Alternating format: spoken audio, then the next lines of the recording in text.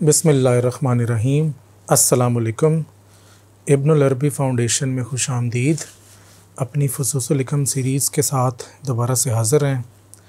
अपनी पिछली वीडियो में हमने हिकमा नफ़सिया फ़ी कलमा शयसिया इसकी इब्तिदा की थी, यानी कि फ़ुसूस के दूसरे फ़स की इब्तिदा की थी। तो आज हम वहीं से आगे लेके चलेंगे।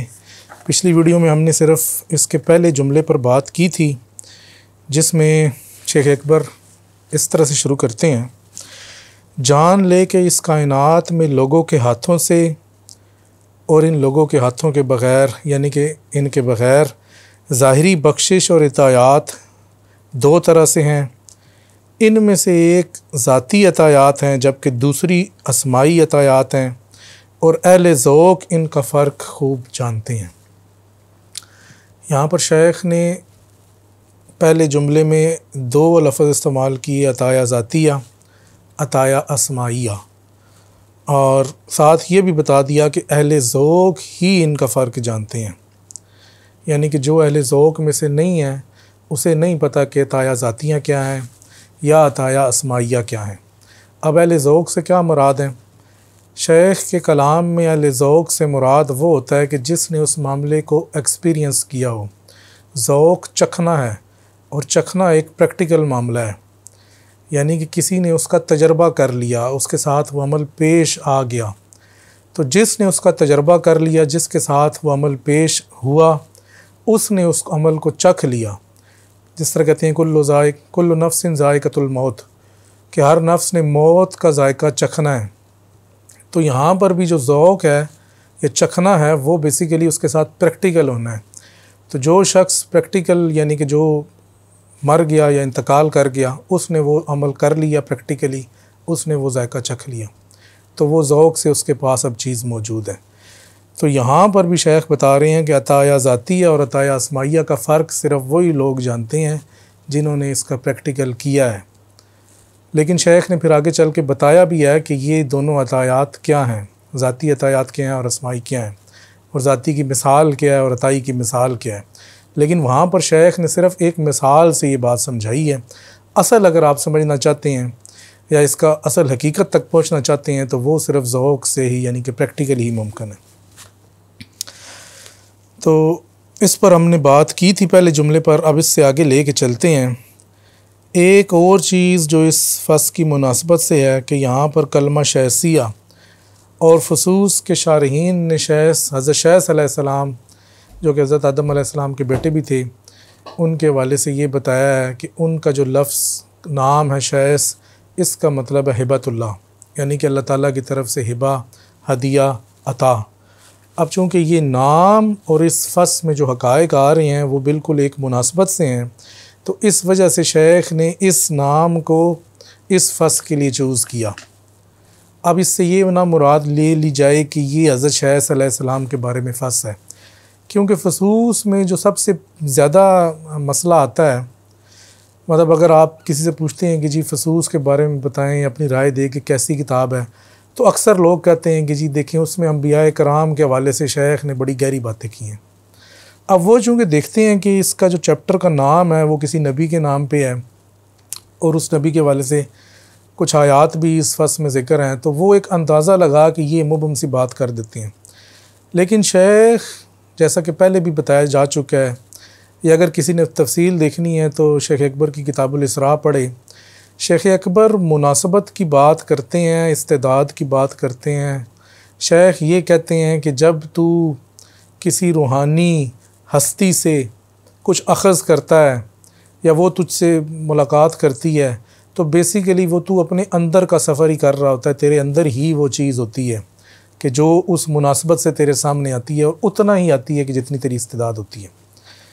तो यहाँ पर भी शेख ने मुनासबत की बात की है। अब अगर कोई पूछे कि जी पिछले फ़स में क्या मुनासबत थी, तो पिछले फ़स में भी मुनासबत थी। आदम से मुराद हज़रत आदम अलैहिस्सलाम नहीं थे, और फ़स के एंड पे, शुरू में, हर जगह हम पे ये साबित हो गया कि आप इंसान कामिल की बात कर रहे हैं, ये जर्नल इंसान की बात कर रहे हैं। इंसान कामिल को अगर हम देखते हैं तो आप सल्लल्लाहु अलैहि वसल्लम, हज़रत मोहम्मद सल्लल्लाहु अलैहि वसल्लम, आप यानी कि उस डेफिनेशन पे पूरा बैठते हैं कि जो हमें उसके एंड से पता चली।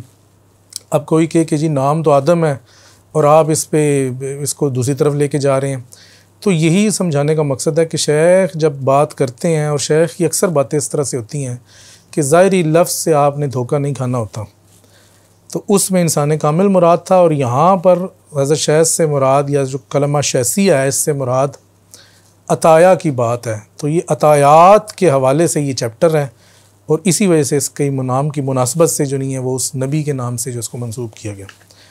तो अब हम देखते हैं कि शेख आगे मज़ीद इस बारे में क्या फ़रमा रहे हैं।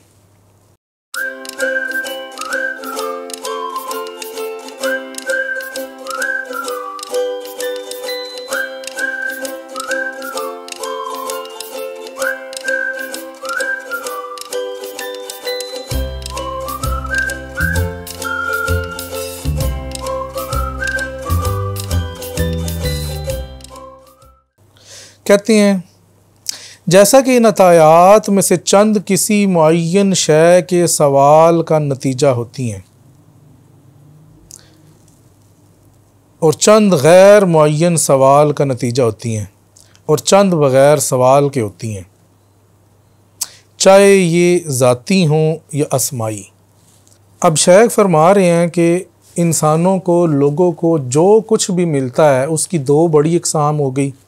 एक वो ज़ाती अतायात की कैटेगरी में से हो सकता है, दूसरा असमाई। ज़ाती असमाई की जो है हम पिछली वीडियो में तमाम तफसील बता चुके हैं। और मज़ीद फरमाया कि अब जो सवाल हो रहा है या अता हो रही है, हो सकता है कि कोई शख्स कोई मुअय्यन चीज़ मांग ले कि मुझे ये दे दी जाए, और हो सकता है कि कोई चीज़ मुअय्यन कोई शख्स ना मांगे, सिर्फ़ ये कह दे कि मुझे कुछ दे दिया जाए। और कुछ ये भी हो सकता है कि कुछ अता ऐसी हो जाए कि आपने मांगा ही ना हो तो आपको वो चीज़ मिल जाए। या मतलब तीन कैटेगरीज शेख ने बता दी अता की। एक ये कि आप मांगें कि मुझे ये चीज़ चाहिए, दूसरा ये कि आप जर्नली कह दें कि मुझे कुछ चाहिए, मुझे ये दे दे या मुझे दे दे, और तीसरा ये कि आप मांगे भी मत, आप मांगे ही ना अपनी ज़बान से, लेकिन फिर भी आपको कुछ ना कुछ अता हो जाए। तो शेख ने ये तीन कैटेगरीज बताई हैं। अब आगे मिसाल से बताया कि मुअय्यन क्या है। कहते हैं कि मुअय्यन ये है कि जो शख्स ये सवाल करे, ए रब मुझे ये दे, किसी चीज़ का नाम होगा, कोई चीज़ होगी, कोई ज़हन में उसने बनाई होगी कि मुझे घर चाहिए, गाड़ी चाहिए, मुझे पैसा चाहिए, मुझे बेटा चाहिए, मुझे नौकरी चाहिए, कुछ भी चाहिए, उसने एक ज़हन में खाका बनाया हुआ है, अब वो मांग रहा है, ये मुअय्यन है। कह रहा है कि ये ए रब या रब मुझे ये दे। फ़युअय्यिन अम्रम मा ला यख्तर लहू सिवा, एक ख़ास मामला उसने अपने ज़हन में बना लिया है। अब जिस टाइम वो दुआ कर रहा है उस टाइम उसके ज़हन में वही चीज़ ही है। अब वो दुआ उस चीज़ से मुक़य्यद हो की जा रही है। तो ये हो गई मुअय्यन। गैर मुअय्यन क्या है? गैर मुअय्यन इसका ये कहना है, या रब मुझे वो अता कर जो तेरे इल्म में मेरी ज़ात के हर लतीफ़ और कसीफ़ जुज़ के लिए बेहतर है। अब इस तरह के लोग हदीस में भी दुआएं हैं या लोग ख़ुद भी करते हैं कि ए रब मुझे वो अता कर के जो आप सल्लल्लाहु अलैहि वसल्लम ने तुझसे मांगा, और उससे मैं तेरी पनाह मांगता हूँ कि जिससे आपने पनाह मांगी। मतलब गैर मुअय्यन, अब उसको पता नहीं है कि वो क्या चीज़ मांग रहा है। तो ये शेख ने कहा कि ये दूसरी कैटेगरी है। पहली कैटेगरी है कि उसकी चीज़ उसके ज़हन में है, उसको ज़हन में रखते हुए वो मांग रहा है, वो मुअय्यन दुआ है। दूसरी कैटेगरी है कि चीज़ उसके ज़हन में नहीं है, वो एक गैर इरादी तौर पे बस एक जनरल दुआ कर रहा है, तो ये गैर मुअय्यन है। और तीसरी शेख ने बताई थी कि वो मांग ही नहीं रहा लेकिन फिर भी उसको मिल रही है। तो अतायात की ये तीन कैटेगरीज हो गई। अब ये चूँकि इतना सिंपल सा है, इसमें मज़ीद शरह की ज़रूरत नहीं है, इस वजह से हम आगे चलते हैं। आगे फरमाते हैं कि सवाल करने वाले भी दो हैं।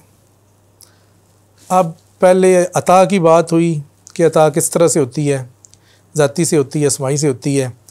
फिर मांगने वालों की बात हुई कि मांगने वाले कितने हैं, कोई मुअय्यन करके मांग रहा है, कोई गैर मुअय्यन करके मांग रहा है और कोई नहीं मांग रहा।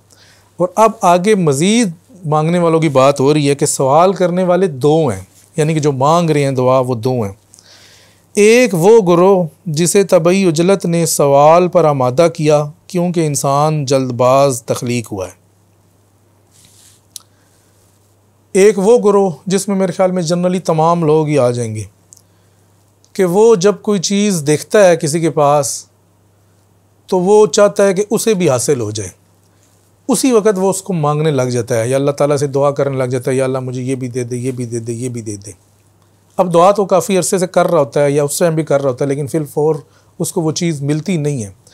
तो शेख ने इन लोगों के हवाले से कहा कि जो दुआ तो मांग रहे हैं लेकिन उन्हें वो चीज़ अता नहीं हो रही, फरमाया कि ये वो गिरोह है कि जिसे तबई उजलत ने सवाल पर आमादा किया, यानी कि अभी वो वक्त नहीं आया कि उसको वो चीज़ दी जाए, लेकिन उसके अंदर जो उजलत है, जो उसकी ख्वाहिश है, उसने कहा कि चलो मांगो तो सही ना, क्योंकि उसने सुन रखा था कि मांगो तो मिलती है।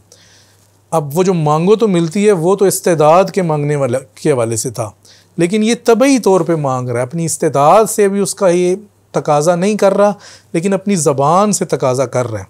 तो शेख ने इसके लिए तबई उजलत का लफ्ज़ इस्तेमाल किया, यहाँ पर इस्तेदाद वाले नहीं आएंगे, यानी कि जो अपनी हकीकी तकाज़ा, जिनकी इस्तेदाद मुकम्मल हो चुकी है कि वो उस चीज़ को कबूल कर लें, उस टाइम पे वो नहीं मांग रहा, अभी उसकी इस्तेदाद ही मुकम्मल नहीं हुई कि वो उस चीज़ को कबूल करेगा। जब उसके अंदर कबूल ना करने की इस्तेदाद है लेकिन ज़बान से तबई उजलत से वो मांग रहा है दे दे दे दे, तो अल्लाह ताला कैसे दे कि तू कबूल तो कर नहीं सकता अभी।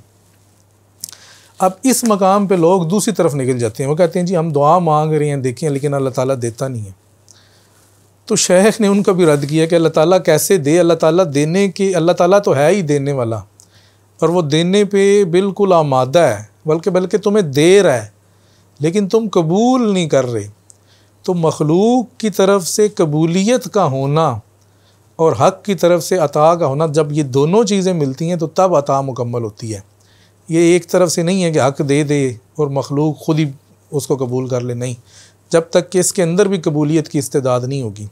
जैसा कि शेख ने कलमा कुन के वाले से कहा, फसूस में शायद लिखा कि अल्लाह ताला ने उसको कहा कि कुन यानी कि हो जा, उसके बाद कुछ नहीं कहा।